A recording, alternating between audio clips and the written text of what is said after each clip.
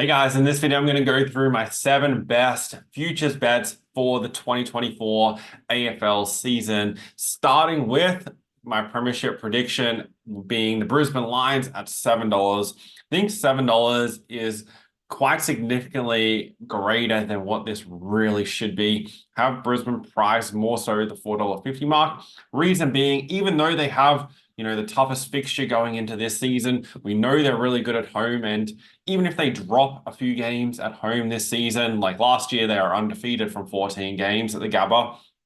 And even, if this season they only win 11 or 12, they do have quite a few easy games on the road where they're going to pick up additional wins, meaning, they're going to be a top 4 side, hopefully top 2, because if they're top 2, then they're definitely going to be a prelim final side. And basically, if we've taken $7 at the start of the season for a side that's now made it through to the prelims, Brisbane's going to be $3, $3.50 at worst by that time, maybe even a touch shorter, depending on the form of the other teams who are also in as part of the Final Four side. So at $7, I think that's far too big. So that's the first bet. The next bet that I'm going to go with, I'll go over to Sportsbet, is going to be the GWS Giants to make the top 4, $2.25. I think the Giants, feel like this price at $2.25 is probably a touch too low and probably have it closer to the $2 mark. The Giants' season win over and under is only 1 game less than Brisbane and Collingwood. So the bookies are only expecting the Giants to lose 1 less game than sides like Brisbane and Collingwood. So that means there's not that much realistically between those sides.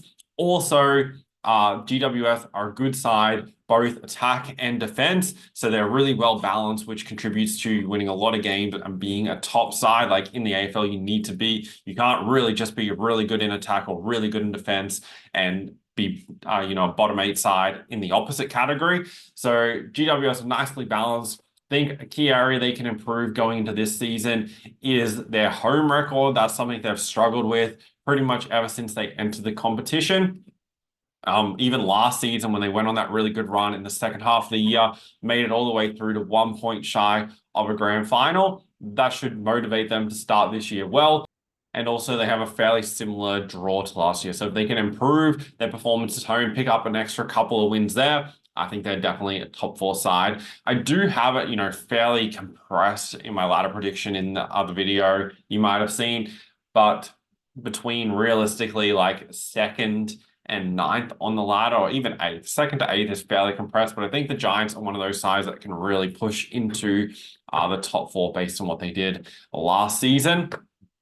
Next bet, number 3, we're going for season wins being St. Kilda. So I'll grab it up here. So this is regular season wins, taking St. Kilda over 11.5 season wins. I have them winning 14 games this year. I think they can improve a touch in attack, and that coinciding with a really strong defense. Like they're pretty much number 1, number 2 defensive side in the league. As long as that holds up, I think they're definitely going to win 12 plus games going into this year. So I'm definitely happy to take that, considering I have them winning 14 games.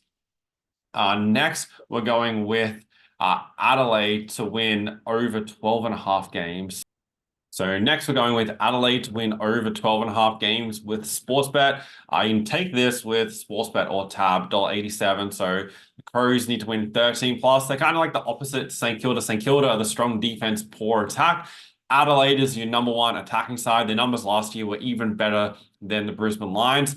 The key, obviously, for them is Taylor Walker replicating what he did last season. I'm not expecting, as he's getting older, to put in as good as last year. Even if it just drops off 10, 15%, the Crows can definitely push into finals and win 13 plus games. Also, at Sportsbet, we're going to take the Western Bulldogs season wins over 11.5. I have the Bulldogs winning 13 games this year, so to take them $1.87 to win 12 or more is a really easy bet. I feel like they just slightly underperformed a little bit last season. I think they can improve. They have a good squad on paper, definitely capable midfield and attack, and so taking the over 11.5. So those are my 3 bets for season wins. Bulldogs Adelaide Crows and St Kilda all taking the over for those teams. Next, we're going with the Coleman medal prediction. So I'm going to take Charlie Curnow at the $6.50. I feel like, it's realistically between Curnow and Nick Larkey for North Melbourne. Curnow won it last year, and we're getting $6.50 for him to win it again this year. He just generates so many shots on goal that as long as he's able to kick straight, last year was about 60% accuracy. Nick Larkey was over 70% accurate, but still finished in third. Taylor Walker was second last year. Jeremy Cameron, someone who can probably improve from last season for Geelong, but don't think he's going to get as many opportunities as Curnow. So I feel like Curnow should be priced slightly shorter at more the $5 mark, maybe even just a touch shorter, and even have Larkey a little bit shorter than the $8. But the common medal prediction is Charlie Curnow at $6.50, assuming he stays fit for the entire season. I think he'll be right there at the end.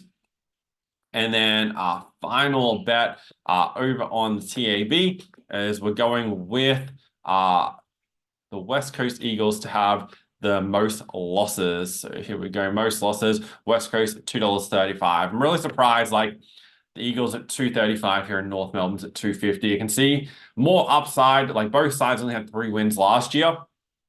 But I can see more upside with North Melbourne this year compared to West Coast. Obviously, Alistair Clarkson didn't coach for a fair chunk of last year. He's back this season. North Melbourne are definitely improving. Compared to West Coast, like West Coast lost, out of their 20 losses, 16 of them were by 40 points or more, whereas North Melbourne, their losses, they had 20 losses as well, obviously.